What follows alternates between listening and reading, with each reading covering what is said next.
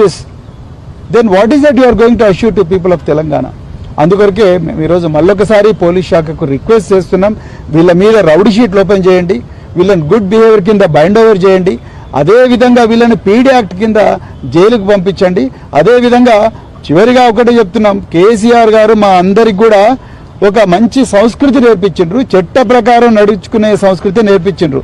వీళ్ళలాగా మేము కూడా వీళ్ళ కాళ్ళు ఇరుగొట్టలేక కాదు.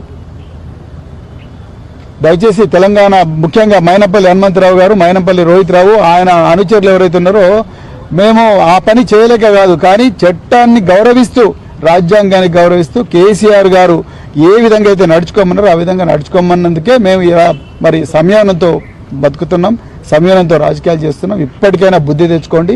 రాబోయే బీఆర్ఎస్ ప్రభుత్వంలో తప్పకుండా ఈ మల్కాజ్గిరి మేడ్చల్ అయితే గూండాలు ఎవరైతే ఉన్నారో వాళ్ళందరూ కూడా తప్పనిసరిగా జైళ్లలో ఉండడం ఖాయం. జైళ్లలో ఉండడం మీరు ఎన్ని చేసినా కూడా మీకోసం ఒక ట్రిబ్యునల్ ఏర్పాటు చేసి జైళ్లలో పెట్టడం ఖాయం. అదైతే గుర్తుపెట్టుకోండి. ఇప్పటి నుంచైనా గూండాయిజం బంద్ చేసుకోండి.